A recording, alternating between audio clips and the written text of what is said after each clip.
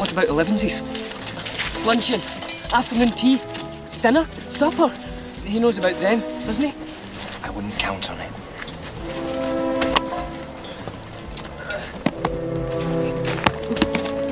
Did you know that Sean Connery was offered $30 million, plus 15% of box office receipts to play Gandalf? A deal reportedly worth around $400 million. And he turned it all down because he couldn't understand the story. That's just one of 21 wild facts about the Fellowship of the Ring that most fans have never heard. Let's get started. Hope you enjoy.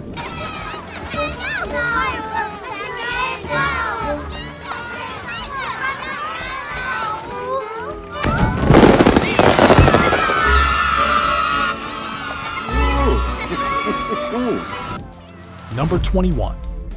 The entire trilogy almost became a single 2-hour movie. In the mid-1990s, Peter Jackson pitched The Lord of the Rings to Miramax under a first-look deal. Harvey Weinstein initially approved a 2-film version with a combined budget of around $150 million. But as costs climbed, Weinstein demanded Jackson compress the entire story into one film. Jackson refused. Weinstein then threatened to replace him with other directors, including reportedly John Madden and Quentin Tarantino. When Jackson still wouldn't budge, Weinstein put the project into turnaround and gave Jackson just 4 weeks to find a new studio willing to repay Miramax's $14 million in development costs. 4 weeks to save Middle-earth? Number 20.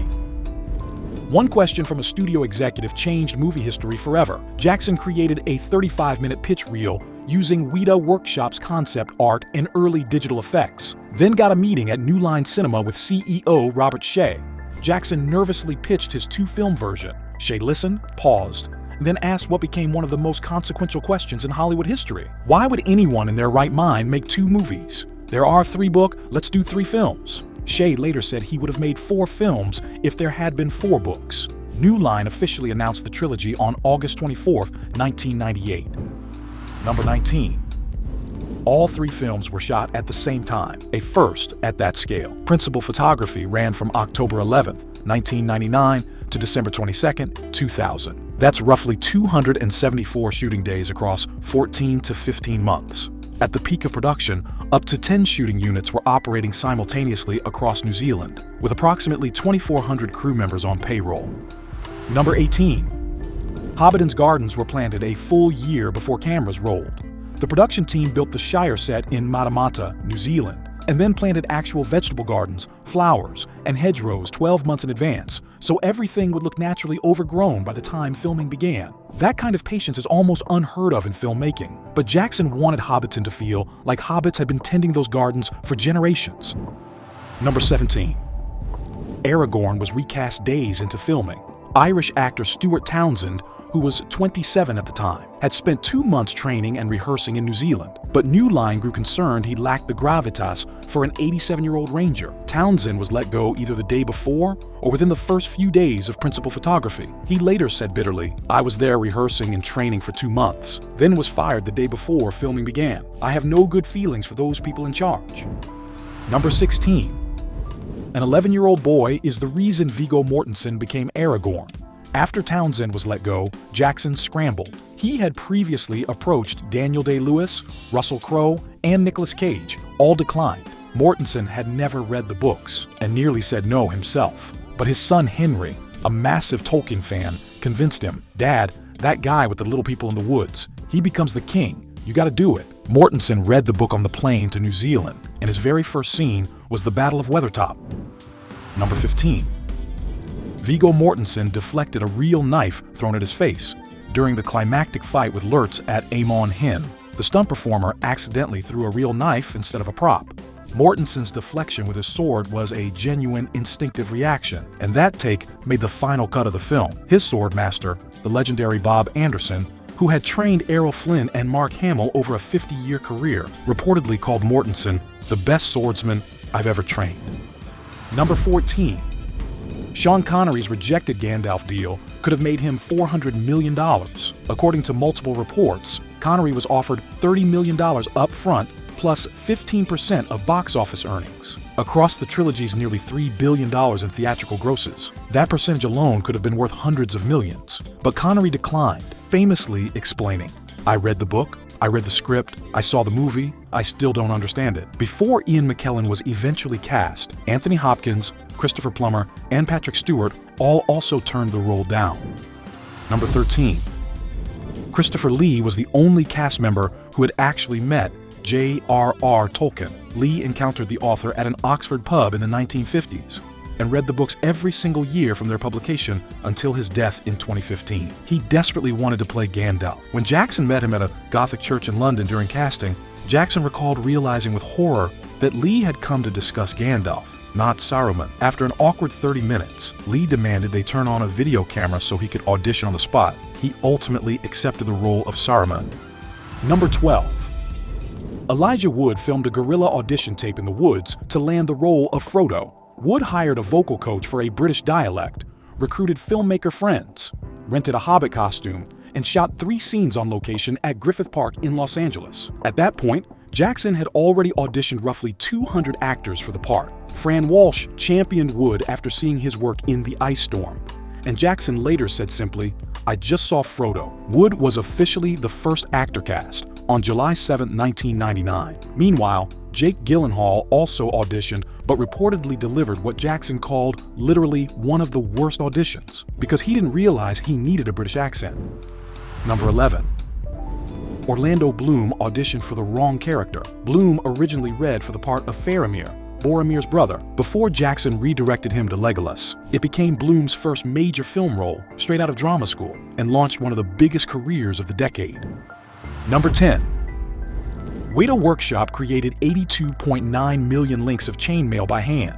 Richard Taylor's team manufactured those links from 7 miles of PVC pipe, each ring hand-cut, assembled, and then electroplated to look like metal. A small group of crew members spent 3 years linking chainmail until they literally wore their fingerprints away. On top of that, the team produced 48,000 pieces of armor, 10,000 arrows, 500 bows, and 10,000 individually sculpted orc heads.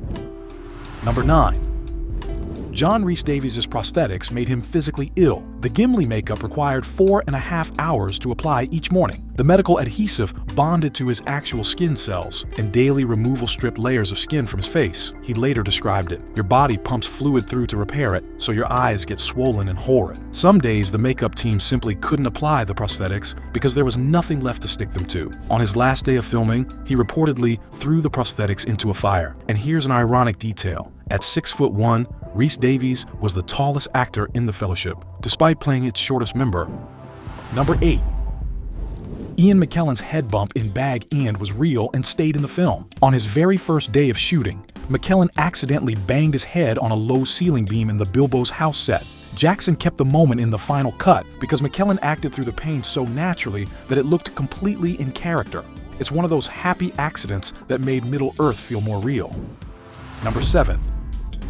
When Bilbo drops the ring on the floor of Bag End, the floor was magnetized. The production team rigged the floor so the ring wouldn't bounce. It just hits and stops dead. It's a subtle, blink and you miss it detail, but it was a deliberate choice to convey that this object has unnatural weight and power. Most viewers feel something is off about that moment without ever knowing why. Number 6. The prologue almost didn't exist and almost lasted only 2 minutes. Jackson originally planned to skip the prologue entirely and start the film in the Shire. New Line Cinema pushed back and demanded one, but wanted it capped at 2 minutes. Jackson fought for and won 7.5 minutes of screen time. Both Ian McKellen and Elijah Wood recorded narration for it before Cate Blanchett was ultimately chosen for what Jackson called her strong and powerful voice. That opening narration mixes English with Sindarin Elvish. Listen for the phrase "I amar prestar ein," which translates to "the world is changed." Number 5. The software used for the prologue's massive battles was so advanced that digital soldiers started running away. Weta Digital developed a program called Massive, which gave AI-driven digital agents the ability to independently identify friend from foe and react accordingly. During early test renders of the prologue's battle sequences, some of the digital soldiers assessed the situation and tried to flee the battlefield rather than fight. The team had to tweak the programming. Massive went on to become an industry-standard tool for crowd simulation in films like I, Robot, King Kong, and Avatar. Number 4. 8 of the 9 Fellowship actors got matching Elvish tattoos. The word 9 in Tengwar script was tattooed on each actor at a parlor in Wellington. Elijah Wood got his on his lower stomach. Orlando Bloom on his forearm. It's actually visible in Pirates of the Caribbean if you look closely. And Ian McKellen, Viggo Mortensen, Shaun Bean, and Dominic Monaghan got theirs on their shoulders. The only holdout was John Rhys-Davies. Instead, he sent his stunt double, Brett Beatty, to get the tattoo in his place. Number 3. Shaun Bean hiked up a mountain in full costume every single morning because he was afraid of helicopters. The Cara-Dras scenes on Mount Ruapihu were so remote that the cast and crew had to be airlifted by helicopter. Bean refused. Every morning, he spent roughly 2 hours climbing the mountain on foot in full Boromir armor and cape, while the rest of the cast flew overhead. Crew members in the helicopter said they could spot him far below, trudging upward in costume like a lone soldier heading into battle. Number 2.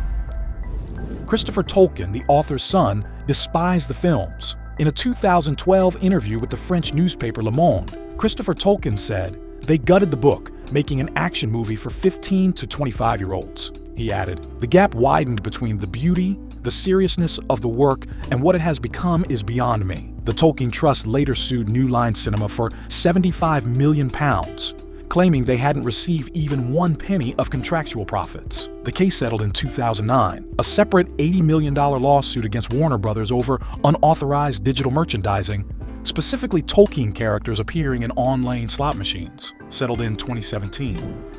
Number 1. The Fellowship of the Ring earned 13 Oscar nominations, helped launch a franchise worth nearly $6 billion, and fundamentally changed what Hollywood believed was possible. On a production budget of roughly $93 million, Fellowship grossed nearly $900 million worldwide.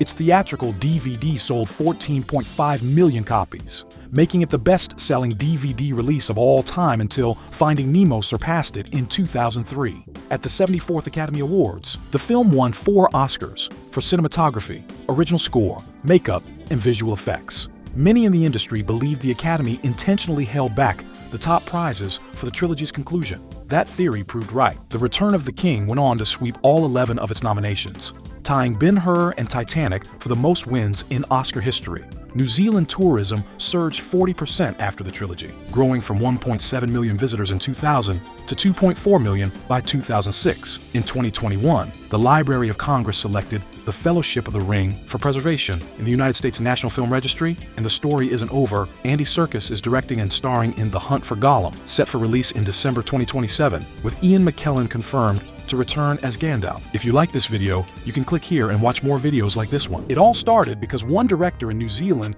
couldn't stop thinking about Hobbits, and one studio executive had the vision to ask, why not 3? So, which of these facts surprised you the most? Connery turning down $400 million? The digital soldiers running away? Or Shaun Bean hiking up a mountain in full armor every morning? Drop your answer in the comments. And if you're a fan of deep dives into the stories behind classic films, make sure to subscribe to this channel. See you in the next video.